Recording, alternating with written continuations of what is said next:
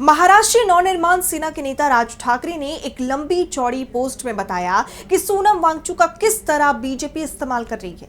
राज ठाकरे ने लिखा कि सोनम वांगचुक के अनशन का आज 19वां दिन है। उनकी सेहत के बारे में जो खबरें आ रही हैं या सोशल मीडिया पर जो तस्वीरें या वीडियो दिख रहे हैं वो सचमुच बहुत चिंताजनक है।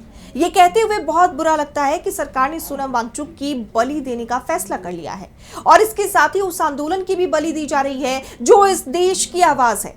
जब सरकार श्री राम का खजाना लूटते हुए चुपचाप देख सकती है तो नागरिकों के आंदोलनों से उन्हें क्या फर्क पड़ेगा।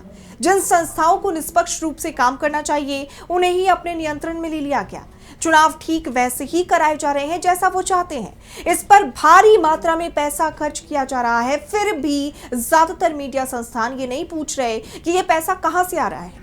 इसके उलट यही ज्यादातर मीडिया संस्थान अपने अदृश्य आकाओं के इशारों पर सत्ताधारी पार्टी के ही लोगों या विपक्ष को बदनाम करने के तरीके खोजने में लगे हैं और जो मीडिया संस्थान आवाज उठाते हैं उनके और उनके मालिकों के सिर पर हमेशा खतरा मंडराता रहता है। इसलिए सरकार के लिए किसी जायज मकसद के लिए शुरू किए गए आंदोलन को कुचलना और प्रदर्शनकारी को शारीरिक रूप से प्रताड़ित करना इतना आसान हो जाता है।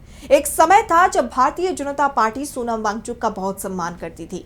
बेशक बीजेपी की एक अच्छी बात यह है कि कोई व्यक्ति उनके लिए तभी तक प्रिय रहता है जब तक वो उनकी सुविधा के अनुकूल हो। 2018 में उन्होंने सोनम वांगचुक को री इन्वेस्ट कॉन्फ्रेंस में आमंत्रित किया और गैर पारंपरिक ऊर्जा और ऐसे ही विषयों पर उनकी बातें सुनी और उनकी तारीफ भी की।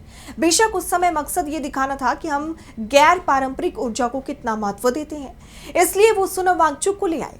बाद में जब लद्दाख को केंद्र शासित प्रदेश घोषित किया गया तो वांगचुक ने भी बीजेपी की तारीफ की, लेकिन फिर वांगचुक को एहसास हुआ कि उनके इरादे नेक नहीं थे। लद्दाख को पूर्ण राज्य का दर्जा मिलना चाहिए।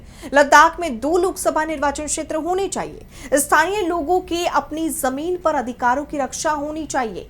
ये वो मांगे थी जो उन्होंने उठाई, जिसके लिए उन्होंने उपवास और विरोध प्रदर्शन किए, लेकिन सरकार ने कुछ नहीं किया। उन्होंने भरोसा दिलाया कि और फिर कोई कार्रवाई नहीं हुई, क्योंकि वो जो इरादे दिखाते हैं वो असल में वैसे नहीं होते। आज वांगचुक की मांग स्पष्ट है, नीट परीक्षाओं से जुड़ी गड़बड़ियों को दूर करें और इसके लिए जिम्मेदार मंत्री को बर्खास्त करें और इन परीक्षाओं में पारदर्शिता लाएं। इसमें कुछ भी अनुचित नहीं है। बीजेपी के शासनकाल में हर जगह परीक्षाओं में अनियमितताएं हुई हैं। मध्य प्रदेश में व्यापक घोटाले से लेकर नीट प्रश्न पत्रों के लीक होने और हाल ही में शिक्षकों की परीक्षा के प्रश्न पत्र के लीक होने तक उनकी निगरानी में ये सब क्यों हुआ और बाद में वो इतनी बेशर्मी से क्यों पेश आते हैं, इसका जवाब सरल है। असीमित शक्ति और पूरी मशीनरी पर उनकी मजबूत पकड़। चुनाव में अलग अलग हथकंडे अपनाकर उन्हें जो जीत मिली है वो उसे लोगों की खामोश सहमति के तौर पर दिखाना चाहते हैं और चाहते हैं कि कोई उनसे सवाल पूछने की हिम्मत ना करे। आजकल बीजेपी में यही नया अहंकार देखने को मिल रहा है और जब मैं बीजेपी कहता हूं तो मेरा मतलब यह होता है कि उनके सहयोगी दलों का कोई स्वतंत्र अस्तित्व नहीं है। वो सीधे दिल्ली से चलाए जाते हैं। प्रधानमंत्री नरेंद्र मोदी से मेरी गुजारिश है कि वो कृपया इस मुद्दे पर ध्यान दें। नीट परीक्षा का मामला और उससे जुड़ी अव्यवस्था ये कोई मामूली बात नहीं है। इस परीक्षा में हुई गड़बड़ियों ने लाखों छात्रों की जिंदगी बर्बाद कर दी है और ऐसा नहीं है कि ये सब अभी हुआ है।